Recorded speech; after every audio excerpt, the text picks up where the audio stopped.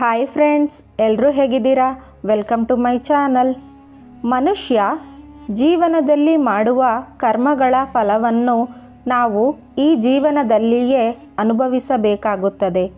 ಪ್ರತಿಯೊಂದು ಕರ್ಮಕ್ಕೂ ಯಾವುದೋ ಒಂದು ಫಲವೇ ಇರುತ್ತದೆ.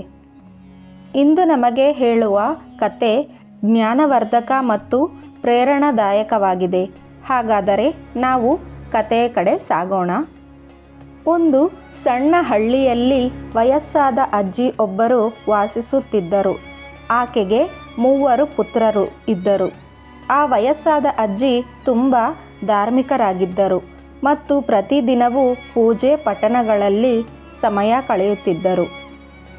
ಈ ಸಮಯದಲ್ಲಿ ಆ ಅಜ್ಜಿ ತುಳಸಿ ಎಲೆಗಳನ್ನು ಭಗವಂತನಿಗೆ ನೈವೇದ್ಯವಾಗಿ ಅರ್ಪಿಸುತ್ತಿದ್ದರು ಮತ್ತು ಆ ಪ್ರಸಾದವನ್ನು ಅಕ್ಕಪಕ್ಕದ ಜನರಿಗೆ ಹಂಚುತ್ತಿದ್ದರು. ಹಳ್ಳಿಯ ಜನರು ಆಕೆಯ ಧಾರ್ಮಿಕತೆ ಮತ್ತು ಪೂಜೆಯ ಬಗ್ಗೆ ಬಹಳ ಗೌರವವಿಟ್ಟಿದ್ದರು. ಅಜ್ಜಿಗೆ ಒಂದು ನಿಜವಾದ ಶಿಸ್ತಿತ್ತು. ಕಾರ್ತಿಕ ಮಾಸದಲ್ಲಿ ಪ್ರತಿದಿನವೂ ಪೂಜೆ ಮಾಡಿ ಪ್ರಸಾದ ಕೊಡುತ್ತಿದ್ದರು. ಆದರೆ ಆಕೆಯ 3 ಸೊಸೆಯಂದಿರು ಇದನ್ನು ಒಪ್ಪಿಕೊಳ್ಳಲು ಇಷ್ಟಪಡುತ್ತಿರಲಿಲ್ಲ. ಅವರು ಆಕೆಯ ಭಕ್ತಿಯ ಮೇಲೂ ನಗೆಯಾಡುತ್ತಿದ್ದರು ಮತ್ತು ಆ ಪ್ರಸಾದವನ್ನು ತಿನ್ನಲು ನಿರಾಕರಿಸುತ್ತಿದ್ದರು.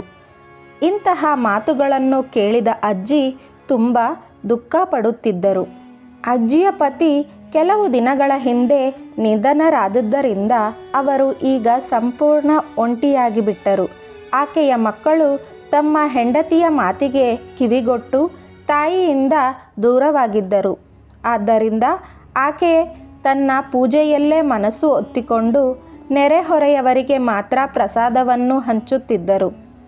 ಆದರೆ ಆಕೆಯ ಸೊಸೆಯಂದಿರು ಇವರು ಸತ್ತರೆ ಒಳ್ಳೆಯದು, ಕನಿಷ್ಠ ಈ ಖರ್ಚಾದರೂ ಉಳಿಯುತ್ತದೆ ಎಂದು ಅವಹೇಳನ ಮಾಡುತ್ತಿದ್ದರು.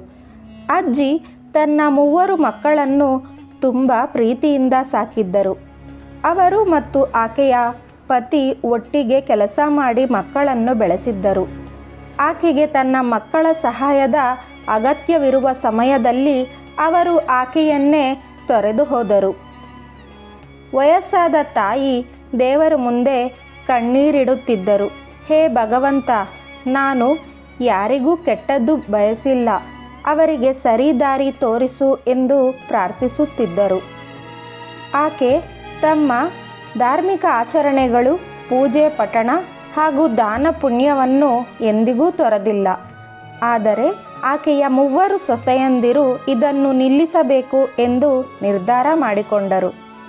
3 ಸೊಸೆಯಂದಿರು ಒಂದೇ ದಿನ ಕೂತು ಪರಸ್ಪರ ಚರ್ಚಿಸಿ ಆಸ್ತಿಯ ಬಗ್ಗೆ ಯೋಜನೆ ಹಾಕಿಕೊಂಡರು. ಅವರು ತಮ್ಮ ಗಂಡಂದಿರು ಬಳಿ ಹೇಳಲು ಪ್ರಾರಂಭಿಸಿದರು, ನಾವು ಈಗ ಪ್ರತ್ಯೇಕವಾಗಬೇಕು ಎಂದು.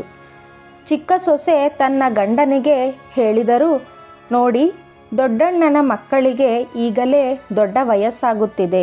ನಮ್ಮ ಮಕ್ಕಳಿಗೂ ಇನ್ನೂ ಸಾಕಷ್ಟು ಓದಿಸಬೇಕಾಗಿದೆ. ನಾವು ಈಗ ಹೆಚ್ಚಿನ ಶ್ರಮ ಹಾಕಬೇಕು. ಪ್ರತ್ಯೇಕವಾಗಿದ್ದರೆ ನಮ್ಮ ಮಕ್ಕಳನ್ನು ಚೆನ್ನಾಗಿ ನೋಡಿಕೊಳ್ಳಬಹುದು. ಅತ್ತೆ ಖರ್ಚು ತುಂಬ ಜಾಸ್ತಿ. ಅವರು ಯಾವಾಗಲೂ ಪೂಜೆ ಪಠಣದಲ್ಲೇ ಇರುತ್ತಾರೆ ಮತ್ತು ಇದಕ್ಕೆ ತುಂಬ ಹಣ ಖರ್ಚು ಮಾಡುತ್ತಾರೆ. ಮಧ್ಯಮ ಸೊಸೆ ಕೂಡ ಇದನ್ನು ಬೆಂಬಲಿಸುತ್ತಾ ಹೇಳಿದರು, ನಾವು ಪ್ರತ್ಯೇಕವಾಗಿ ಇದ್ದರೆ ಮಕ್ಕಳ ಭವಿಷ್ಯವನ್ನು ಒಳ್ಳೆಯ ರೀತಿಯಲ್ಲಿ ನೋಡಿಕೊಳ್ಳಬಹುದು ಎಂದು ದೊಡ್ಡ ಸೊಸೆ ಸಹ ತನ್ನ ಗಂಡನಿಗೆ ಹೇಳಿದಳು. ನಮ್ಮ ಮಕ್ಕಳು ದೊಡ್ಡವರಾಗುತ್ತಿದ್ದಾರೆ, ನಾಳೆ ಅವರ ಮದುವೆ ಮಾಡಬೇಕಾಗುತ್ತದೆ. ನಾವು ಹಣ ಸಂಪಾದಿಸುತ್ತಾ ಅತ್ತೆಯ ಖರ್ಚನ್ನು ಹೊರುತ್ತಾ ಹೋಗುತ್ತಿದ್ದರೆ ಹೇಗೆ ನಡೆಯುತ್ತದೆ? ನಮ್ಮ ಮಕ್ಕಳ ಭವಿಷ್ಯವೇ ಮುಖ್ಯ. ಹಳ್ಳಿಯ ಪಂಚಾಯಿತಿಯನ್ನು ಕರೆಯಲಾಯಿತು ಮತ್ತು ಆಸ್ತಿಯ ಹಂಚಿಕೆಯ ಬಗ್ಗೆ ಚರ್ಚೆ ನಡೆಯಿತು. 3 ಸೊಸೆಯಂದಿರು ತಮ್ಮ ಪಾಲನ್ನು ಪಡೆಯಲು ಸಿದ್ಧವಾದರು. ಹಳ್ಳಿಯ ಪಂಚಾಯಿತಿ ಸದಸ್ಯರು ಮನೆ 4 ಪಾಲು ಮಾಡಿದರು. 3 ಭಾಗಗಳನ್ನು 3 ಪುತ್ರರಿಗೆ ಮತ್ತು 1 ಭಾಗವನ್ನು ಅಜ್ಜಿಗೆ ಕೊಟ್ಟರು. ಅಜ್ಜಿ ಇದೀಗ ಸಂಪೂರ್ಣ ಒಂಟಿಯಾಗಿಬಿಟ್ಟರು. ಪಂಚಾಯತಿ ತಮ್ಮ ತೀರ್ಪನ್ನು ಪ್ರಕಟಿಸಿ ತೆರಳಿದರು. ಮೂವರು ಸೊಸೆಯಂದಿರು ತಕ್ಷಣವೇ ತಮ್ಮ ತಮ್ಮ ಹಂಚಿಕೆಯಾದ ಮನೆಗೆ ತಮ್ಮ ಸಾಮಾನುಗಳನ್ನು ಇಟ್ಟುಕೊಂಡರು. ಅಜ್ಜಿಗೆ ಒಂದು ಚಿಕ್ಕ ಮನೆ ಮಾತ್ರ ಪಾಲಾಗಿ ಬಂದಿತು ಮತ್ತು ಅವರು ಅದರಲ್ಲಿ ವಾಸಿಸುತ್ತಾ ಮುಂದಿನ ಜೀವನವನ್ನು ಸಾಗಿಸಬೇಕಾಯಿತು.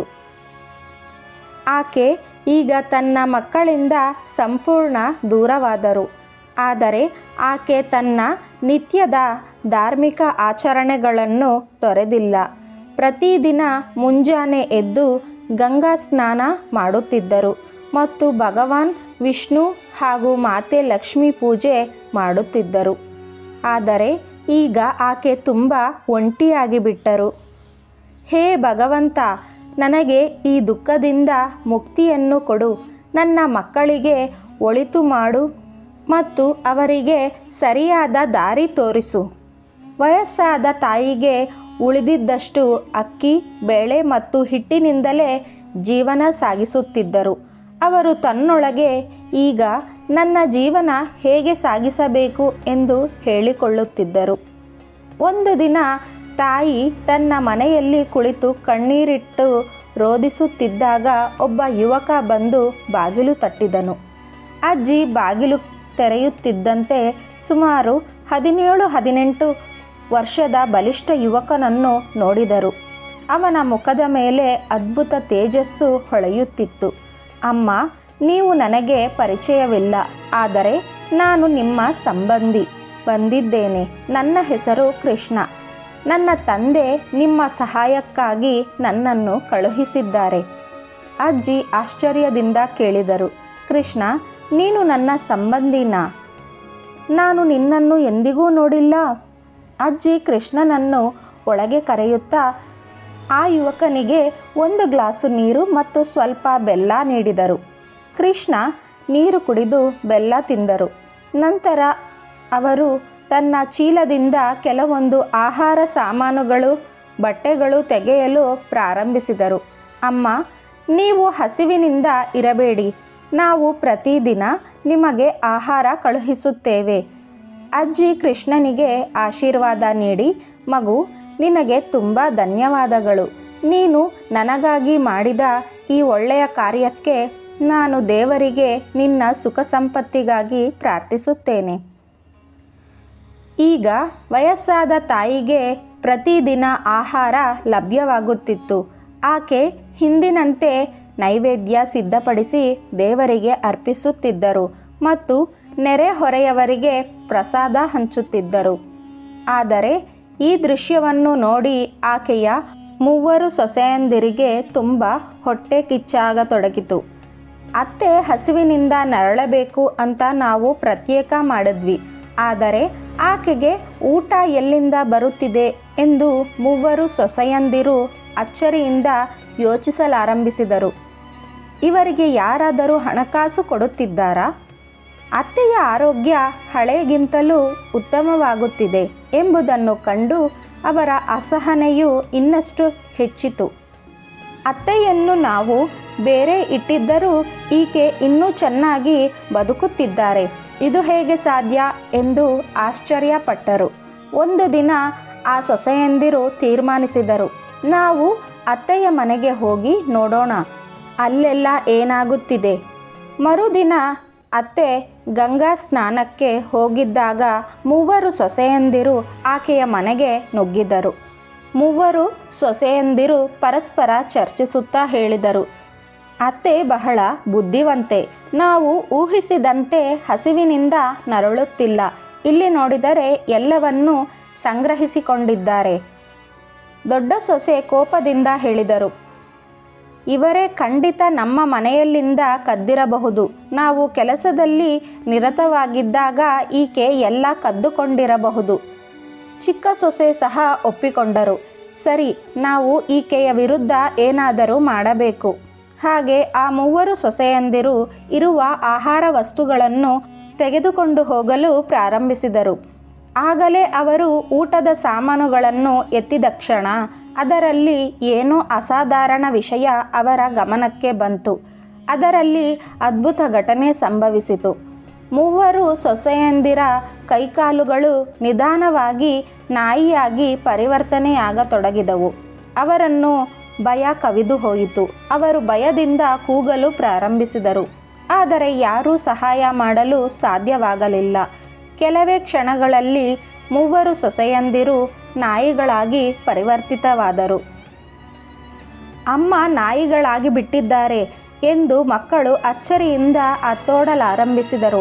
ಅಪ್ಪ ನೋಡು, ನಮ್ಮ ಅಮ್ಮಗೆ ಏನಾಗಿದೆ ಎಂದು. ಹೆಂಡತಿಯರು ಹೀಗೆ ನಾಯಿಗಳಾಗಿ ಹೋಗಿರುವುದನ್ನು ನೋಡಿ ಮೂವರು ಪತಿಗಳು ಇದು ಹೇಗೆ ಸಾಧ್ಯ ಎಂದು ಅರ್ಥ ಮಾಡಿಕೊಳ್ಳಲು ಪ್ರಯತ್ನಿಸಿದರು. ಹಳ್ಳಿಯ ಜನರು ಒಟ್ಟಾಗಿ ಸೇರಿ ಆಶ್ಚರ್ಯ ಪಡಲಾರಂಭಿಸಿದರು.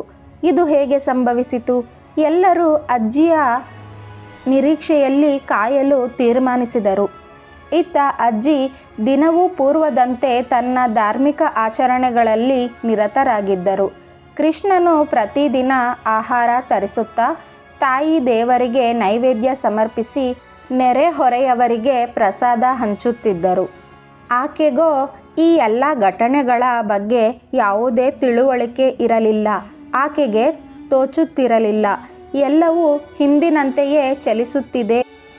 ಊರಿನ ಜನರು ಈ ವಿಚಿತ್ರ ಘಟನೆಯನ್ನು ನೋಡಿಕೊಂಡು ಆಶ್ಚರ್ಯಚಕಿತರಾದರು. ಎಲ್ಲರೂ ಇದು ಅಜ್ಜಿಯ ಭಕ್ತಿ ಪರಿಣಾಮ ಎಂದು ಮಾತನಾಡಿಕೊಳ್ಳತೊಡಗಿದರು. ಅಜ್ಜಿ, ನಿನ್ನ ಮನೆಯಲ್ಲಿ ವಿಚಿತ್ರ ಘಟನೆ ನಡೆದಿದೆ. ನಿನ್ನ ಮೂವರು ಸೊಸೆಯಂದಿರು ನಾಯಿಗಳಾಗಿ ಪರಿವರ್ತನೆಗೊಂಡಿದ್ದಾರೆ. ಅಜ್ಜಿ ಈ ಮಾತನ್ನು ಕೇಳಿ ಬೆಚ್ಚಿಬಿದ್ದರು. ಇದು ಹೇಗೆ ಸಾಧ್ಯ ಎಂದು ಆಕೆಗೆ ನಂಬಿಕೆಯಾಗಲಿಲ್ಲ. ತಕ್ಷಣವೇ ಗಂಗಾ ಸ್ನಾನ ಮುಗಿಸಿ ಮನೆಗೆ ಹಿಂತಿರುಗಿದರು. ಹೃದಯ ತುಂಬ ಕಳವಳಗೊಂಡು, ಭಗವಂತ, ನನ್ನ ಮನೆಯ ರಕ್ಷಣೆ ಮಾಡು, ನನ್ನ ಮಕ್ಕಳನ್ನು ಸರಿಯಾದ ದಾರಿಗೆ ತರುವುದಕ್ಕೆ ಸಹಾಯ ಮಾಡು ಎಂದು ಪ್ರಾರ್ಥಿಸುತ್ತಾ ಸಾಗಿದರು. ನಮ್ಮ ಹೆಂಡತಿಯರು ನಿನ್ನ ಮನೆಗೆ ನುಗ್ಗಿ ನಿನ್ನ ಸಾಮಾನುಗಳನ್ನು ಕಾಲುವೆಗೆ ಎಸೆಯುತ್ತಿದ್ದರು. ಅದೇ ಕ್ಷಣದಲ್ಲಿ ಅವರು ನಾಯಿಗಳಾಗಿ ಪರಿವರ್ತಿತರಾದರು. ಈಗ ನಮಗೆ ತಿಳಿಯದು ಅವರನ್ನು ಹೇಗೆ ಹಳೆಯ ಸ್ಥಿತಿಗೆ ತರುವುದೋ. ತಾಯಿಯು ತಮ್ಮನ್ನು ಸಮಾಧಾನಪಡಿಸಿ, ಭಗವಂತನ ಆಶೀರ್ವಾದದಿಂದಲೇ ಎಲ್ಲವೂ ಸರಿಯಾಗುತ್ತದೆ, ನೀವು ಆತಂಕ ಪಡಬೇಡಿ ಎಂದು ಹೇಳಿದರು. ಆಕೆ ದೇವರಿಗೆ ಪ್ರಾರ್ಥನೆ ಮಾಡಿ ಪರಿಹಾರಕ್ಕಾಗಿ ಸಾಧು ಒಬ್ಬನ ಸಹಾಯ ಬೇಕಿರಬಹುದೆಂದು ಯೋಚಿಸಿದರು. ಅದೇ ಸಮಯದಲ್ಲಿ ಒಬ್ಬ ಮಹಾನ್ ಸಾಧು ಬಾಬಾ ಹಳ್ಳಿಗೆ ಬಂದರು.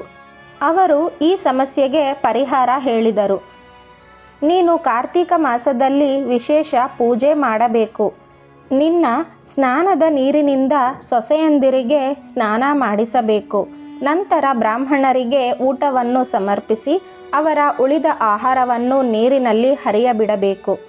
ನಾವು ಈ ಮಾರ್ಗವನ್ನು ಖಂಡಿತ ಅನುಸರಿಸುತ್ತೇವೆ. ಮೂವರು ಮಕ್ಕಳು ಮತ್ತು ಹಳ್ಳಿಯ ಜನರು ಒಗ್ಗೂಡಿ ಹೇಳಿದರು. ಅಜ್ಜಿ ತಕ್ಷಣ ಪೂಜಾ ವಿಧಿಗಳನ್ನು ಪ್ರಾರಂಭಿಸಿದರು. ಹಳ್ಳಿಯ ಜನರು ಸಹ ಸಹಾಯ ಮಾಡಲು ಮುಂದಾದರು. ಮೂವರು ಪುತ್ರರು ಪೂಜಾ ಸಾಮಗ್ರಿಗಳನ್ನು ತಂದರು ಮತ್ತು ದೇವರಿಗೆ ಪೂಜೆ ಮಾಡಲು ಸಿದ್ಧತೆ ಮಾಡಿದರು. ಆ ದಿನಗಳು ಹಳ್ಳಿಯಲ್ಲಿ ಭಕ್ತಿಯಿಂದ ತುಂಬಿದವು. ಈ ನಡುವೆ ಮೂವರು ಸೊಸೆಯಂದಿರು ಇನ್ನೂ ನಾಯಿಗಳ ರೂಪದಲ್ಲೇ ಮನೆಯ ಬಳಿ ಕುಳಿತಿದ್ದವು. ಹೆಂಡತಿಯರು ಇಲ್ಲದ ಕಾರಣ ಅವರ ಗಂಡಂದಿರು ಗೃಹ ಕಾರ್ಯಗಳನ್ನೆಲ್ಲ ಮಾಡಬೇಕಾಯಿತು. ಮಕ್ಕಳು ತಮ್ಮ ಅಜ್ಜಿ ಬಳಿ ಬಂದು, ಅಜ್ಜಿ, ನಮ್ಮ ಅಮ್ಮಂದಿರು ಯಾವಾಗ ಹಳೆಯ ಸ್ಥಿತಿಗೆ ಮರಳುತ್ತಾರೆ ಎಂದು ಕಣ್ಣೀರಿಡುತ್ತಿದ್ದರು. ಅಜ್ಜಿ ಅವರನ್ನು ಸಮಾಧಾನ ಪಡಿಸಲು ಕತೆಗಳನ್ನು ಹೇಳುತ್ತಾ ಅವರ ಜೊತೆ ಸಮಯ ಕಳೆಯತೊಡಗಿದರು. ಬ್ರಾಹ್ಮಣ ಭೋಜನದ ಬಳಿಕ ಅಜ್ಜಿ ಅವರ ಪಾದಗಳನ್ನು ಸ್ಪರ್ಶಿಸಿ ದೇವರನ್ನು ಪ್ರಾರ್ಥಿಸಿದರು. ಹೇ ಭಗವಂತ, ನನ್ನ ಸೊಸೆಯಂದಿರನ್ನು ಹಿಂದಿನ ರೂಪಕ್ಕೆ ಮರಳಿಸು. ಬ್ರಾಹ್ಮಣರು ಆಶೀರ್ವಾದಿಸಿ, ನಿಮ್ಮ ಪ್ರಾರ್ಥನೆ ದೇವರು ಕಡ್ಡಾಯವಾಗಿ ಸ್ವೀಕರಿಸುತ್ತಾರೆ ಎಂದು ಹೇಳಿದರು. ನಂತರ ಅಜ್ಜಿ ಆ ನಾಯಿಗಳನ್ನು ಕರೆದರು. 3 ನಾಯಿಗಳು ದೇವರಿಗೆ ಸಮರ್ಪಿಸಿದ ಉಳಿದ ಆಹಾರವನ್ನು ಸಂತೋಷದಿಂದ ತಿನ್ನತೊಡಗಿದವು. ಆ ತಕ್ಷಣ ಅಜ್ಜಿ ಅವರ ಮೇಲೆ ಗಂಗಾ ಜಲವನ್ನು ಸುರಿಸಿದರು. ಮೂವರು ಸೊಸೆಯಂದಿರು ಕಣ್ಣುಗಳು ಪಶ್ಚಾತ್ತಾಪದ ಕಣ್ಣೀರುಗಳಿಂದ ತುಂಬಿದವು. ಅವರು ಅತ್ತೆಯ ಪಾದಗಳಿಗೆ ಬಿದ್ದು, ಅಮ್ಮ ದಯವಿಟ್ಟು ನಮ್ಮನ್ನು ಕ್ಷಮಿಸಿ, ನಾವು ನಿಮ್ಮೊಡನೆ ತುಂಬ ಕೆಟ್ಟದಾಗಿ ನಡೆದುಕೊಂಡಿದ್ದೇವೆ, ನಮ್ಮ ದುರಾಸೆಯ ಫಲವನ್ನು ನಾವು ಅನುಭವಿಸಿದ್ದೇವೆ, ಇನ್ನು ಮುಂದೆ ನಿಮಗೆ ಯಾವುದೇ ತೊಂದರೆ ಕೊಡುವುದಿಲ್ಲ ಎಂದು ಅತ್ತರು. ನೀವು ಭಗವಂತನನ್ನು ಶ್ರದ್ಧೆಯಿಂದ ಭಜಿಸಿ ಮತ್ತು ನಿಮ್ಮ ಕರ್ಮಗಳನ್ನು ಸುಧಾರಿಸಿ ಎಂದು ಆಶೀರ್ವದಿಸಿದರು.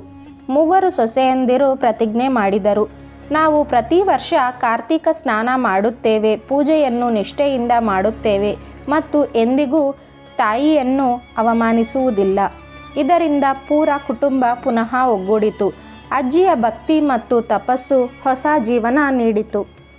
ನಿಮಗೆ ಈ ವಿಡಿಯೋ ಇಷ್ಟ ಆಗಿದ್ದರೆ ವಿಡಿಯೋನ ಲೈಕ್ ಮಾಡಿ, ಶೇರ್ ಮಾಡಿ, ನಮ್ಮ ಚಾನಲ್ನ ಸಬ್ಸ್ಕ್ರೈಬ್ ಮಾಡ್ಕೊಳ್ಳಿ. Thank you for watching.